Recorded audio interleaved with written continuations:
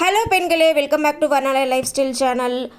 இன்றைக்கி நம்ம இந்த வீடியோவில் பன்னீர் 65 எப்படி வந்துட்டு சூப்பராக செய்யலான்னு ஒரு சில குக்கிங் டிப்ஸ் தான் வந்துட்டு பார்க்க போகிறோம். ஸோ நம்மளுக்கு எல்லாத்துக்குமே ஃபேவரட்டான டிஷ் இது. எஸ்பெஷலி வந்து பார்த்திங்கன்னா வெஜிடேரியன்ஸ் வந்துட்டு ஒரு சூப்பராக வந்து விரும்பி நான்வெஜ் சாப்பிடாதவங்க இதை வந்துட்டு ஒரு நான்வெஜ் ஃபீல்ட்லேயே வந்துட்டு சாப்பிடுவாங்க.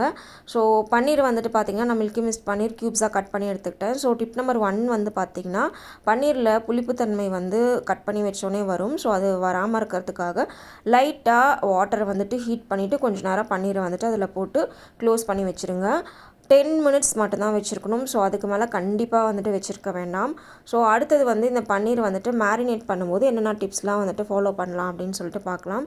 ஸோ நான் வந்து பார்த்திங்கன்னா ஒரு ஹோம்மேட் சில்லி பவுடர் தான் வந்து எடுத்திருக்கேன்.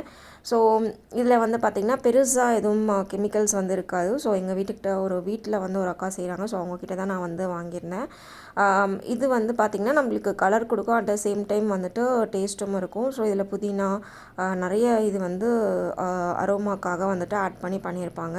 ஸோ இது வந்து நான் ஒரு 5 to 6 ஸ்பூன்ஸ் ஆஸ் யூஷுவல் நான் ஆட் பண்ணுறது போட்டுக்கிறேன். ஸோ நீங்கள் ரெகுலராக யூஸ் பண்ணுறது எதுவும் பெருசாக கெமிக்கல்ஸ் இல்லாத சில்லி பவுடர் வேணும்னா நீங்கள் கலருக்கு யூஸ் பண்ணிக்கலாம். இல்லைனா விட்டுட்டு ஸோ நார்மல் நீங்கள் வீட்டில் யூஸ் பண்ணுற சில்லி பவுடர், சால்ட் இதெல்லாம் ஆட் பண்ணிக்கலாம்.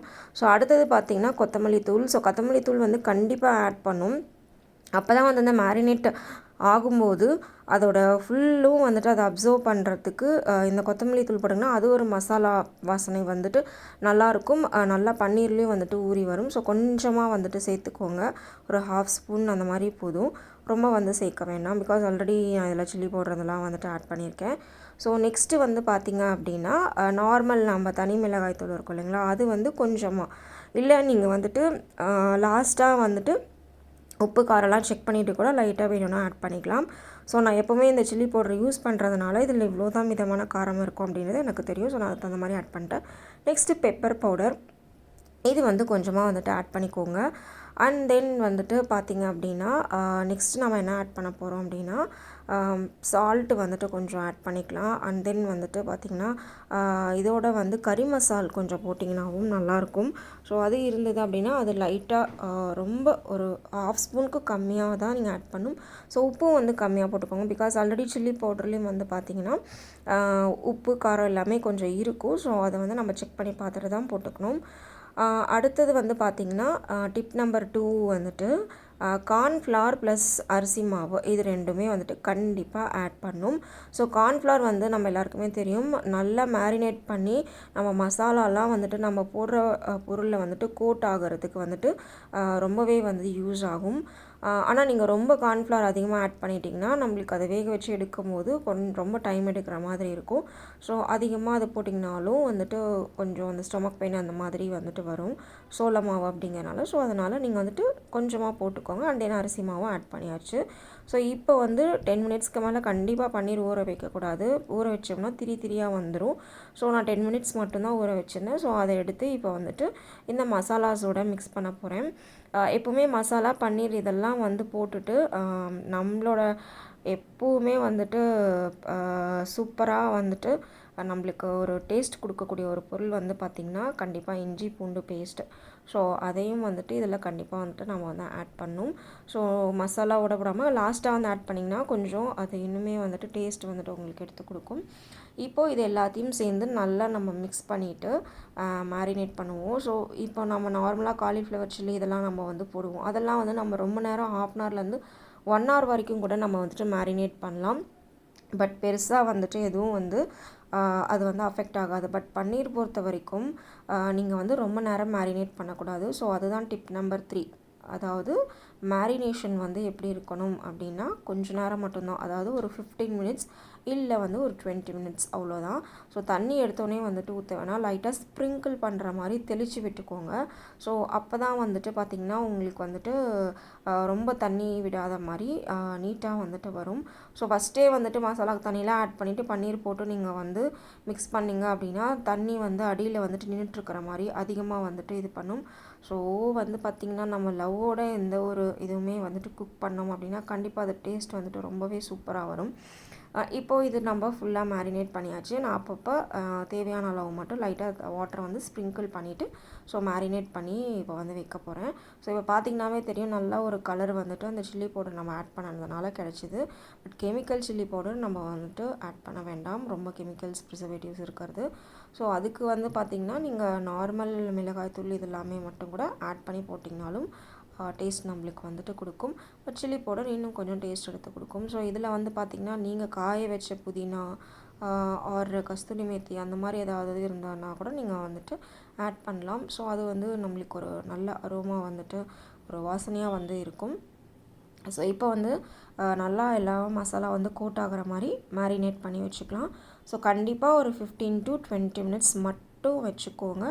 அதுக்கு மேலே ஊற வைக்க வேண்டாம். ஊற வச்சோம்னா பன்னீர் திரியாக தனித்தனியாக வர மாதிரி ஆகிடும்.